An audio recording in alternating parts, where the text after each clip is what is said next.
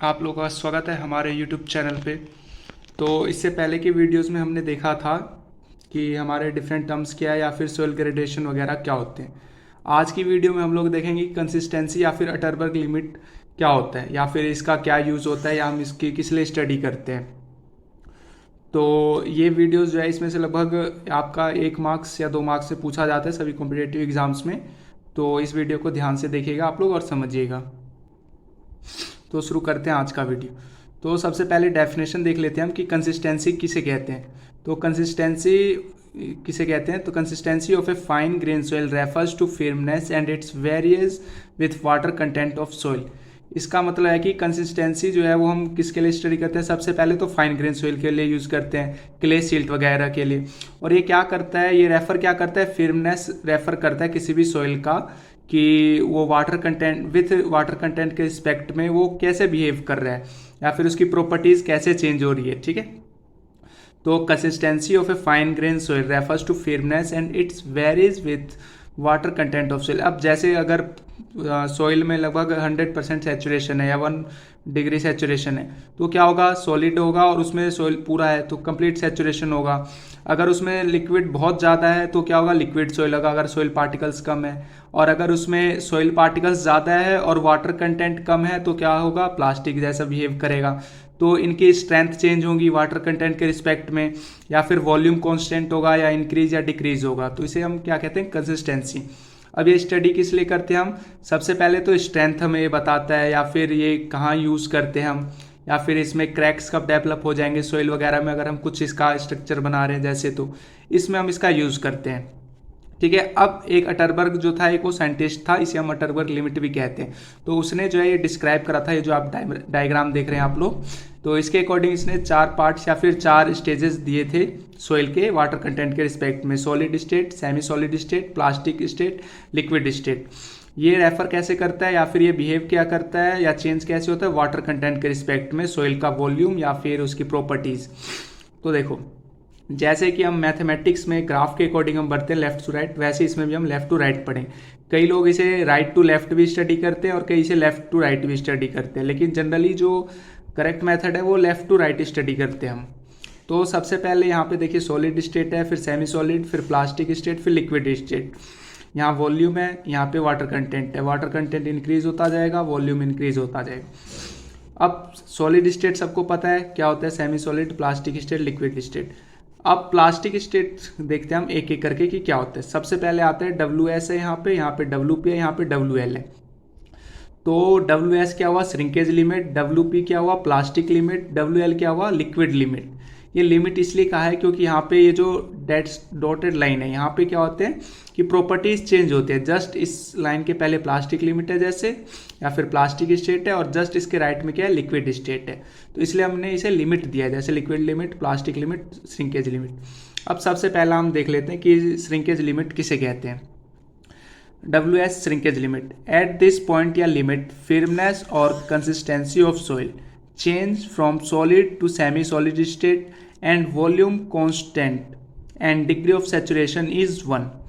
अब shrinkage limit में क्या होता है कि ये सॉलिड स्टेट से सेमी सॉलिड स्टेट में सोइल क्या होता है, चेंज होता है। और जो यहाँ पे डिग्री ऑफ सेचुरेशन होता है 1 और वॉल्यूम कांस्टेंट होता है। अब यहाँ देखिए, यहाँ पे क्या होता है, वॉल्यूम कांस्टेंट का क्या है कि हम कितना भी इसमें वाटर ऐड कर ले, वॉल्यूम जो होगा वो कांस्टेंट ही रहेगा। वाटर कंटेंट चेंज होगा या डिग्री ऑफ सेचुरेशन चेंज होगा, लेकिन जो इसका हमारा वॉल्यूम है वो कांस्टेंट रहता है। और यहाँ पे जो स्ट्रेंथ होता है वो हाई होता है, ज़्यादा होता है।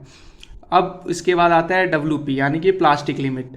प्लास्टिक लिमिट किसे कहते हैं, eight this point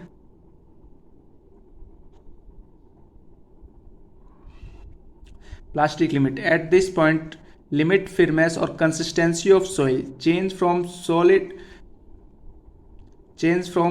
semi solid state to plastic state। WP plastic, eight this point या लिमिट firmness और consistency of soil change from semi solid state to plastic state। अब जो यहाँ पे प्रॉपर्टीज था सोइल का वो क्या चेंज हो रहा है, सेमी सॉलिड स्टेट से प्लास्टिक स्टेट में चेंज हो रहा है। यानी कि यहाँ पे जो स्ट्रेंथ होगी वो बहुत ज़्यादा होगी सोइल की, क्योंकि प्लास्टिक लिमिट में जो होता है वो सोइल क्या करता है, स्ट्रेंथ बिहेव ज़्यादा करता है या फिर स्ट्रेंथ ज़्यादा होती है वहाँ उसकी as compare to other. State में। अब इसमें क्या होते हैं कि हम प्लास्टिक लिमिट के टेस्ट अलग होते हैं या लिक्विड लिमिट के टेस्ट अलग होते हैं, हम नेक्स्ट वीडियो में देखेंगे। अब आता है liquid limit. Liquid at this point limit firmness या consistency of soil change from plastic state to liquid state. Shear strength is negligible और वेरी लेस। लिक्विड लिमिट किसे कहते हैं? यहाँ पे क्या होता है, सॉइल जो है वो प्लास्टिक स्टेट से जनरली लिक्विड स्टेट में चेंज होता है, और यहाँ पे शेयर स्ट्रेंथ क्या होता है, नेग्लिजिबल या फिर वेरी कम, इतना कम कि हम उसे नेग्लिजिबल मान लेते हैं या फिर इग्नोर करके चलते हैं। अब यहाँ पे क्या होगा, लिक्विड की जो वाटर कंटेंट है या फिर लिक्विड है वो बहुत ज़्यादा होगा as compare to soil particles. ठीक है, अब इनका एक रिलेशन होता है, हम देखते हैं। अब IP is equal to WL minus WP, ये क्या होता है, IP यानी plasticity index is equal to liquid limit minus plastic limit. ये एक हमारा रिलेशन है जो हमारा फॉर्मूला में यूज होगा, या फिर इससे एक नंबर का बहुत छोटा सा न्यूमेरिकल पूछ सकता है आपसे। IP is equal to WL minus WP। IP plasticity index, WL liquid limit and WP plastic limit कहते हैं। ये हमारा रिलेशन काफ़ी जगह यूज होगा आगे आने वाले न्यूमेरिकल या किसी चीज़ में। अब ये क्या है, कंसिस्टेंसी इंडेक्स। ये भी एक हमारा इंडेक्स प्रॉपर्टी है, कंसिस्टेंसी इंडेक्स। जैसे इसका फॉर्मूला क्या है, लिक्विड लिमिट माइनस W यानी वाटर कंटेंट अपॉन में WL minus WP, water content natural state में जो हमें नेचुरल वैल्यूज में होती है वाटर कंटेंट वो। ठीक है, consistency is equal to liquid limit minus water content upon में liquid limit minus plastic limit. ठीक है, एक ही है। और एक है लिक्विडिटी इंडेक्स। लिक्विडिटी इंडेक्स में क्या हमें फॉर्मूला याद नहीं करना है, सिंपल क्या होता है 1 माइनस IC यानी कंसिस्टेंसी इंडेक्स। जो हमने ये निकाले कंसिस्टेंसी इंडेक्स वो माइनस कर देंगे 1 में से, तो हमारा लिक्विडिटी इंडेक्स आ जाता है। अब लिक्विडिटी इंडेक्स और कंसिस्टेंसी इंडेक्स मिला के वैल्यू क्या होती है, 1 आती है हमारी। जो ये रिलेशन है IC plus IL is equal to 1 होता है, ये क्या होता है, हमारा रिलेशन है।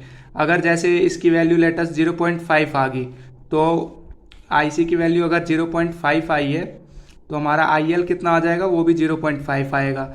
अगर IC की वैल्यू 0.7 आई है तो हमारा IL कितना आ जाएगा, 0.3। ये रिलेशन यूज़ करके हम फाइंड कर सकते हैं। अब ये रहा, इसका वैल्यूज़ देख लीजिए आप लोग, जो आप लोग के यूज़फुल होगा। देखो वेरी स्टिप कब होगा, जब कंसिस्टेंसी इंडेक्स 1 से ज़्यादा होगा, तो ये क्या होगा, 0 है। अब देखो IL और IC अगर 1 प्लस 0 करूँगा तो 1 आ रहा है सम। अगर मैं 1 ले रहा हूँ इसकी वैल्यू तो फिर IL की वैल्यू क्या लूँगा, 0। अगर मैं 0.7 ले रहा हूँ IC की वैल्यू तो IL की वैल्यू क्या हो रही है, 0.25। अब मैंने बताया था ना, जैसे IL plus IC is equal to 1 होता है। तो इसका एग्जांपल से देख लेते हैं हम। जैसे 0.75 ले लिया मैंने IL, तो हमारा IC कितना आ जाएगा, तो हमारा IC आ जाएगा 0.25। तो इसका एक वैल्यू आप याद रखेंगे तो दूसरा अल्टरनेटिव अपने आप याद हो जाए।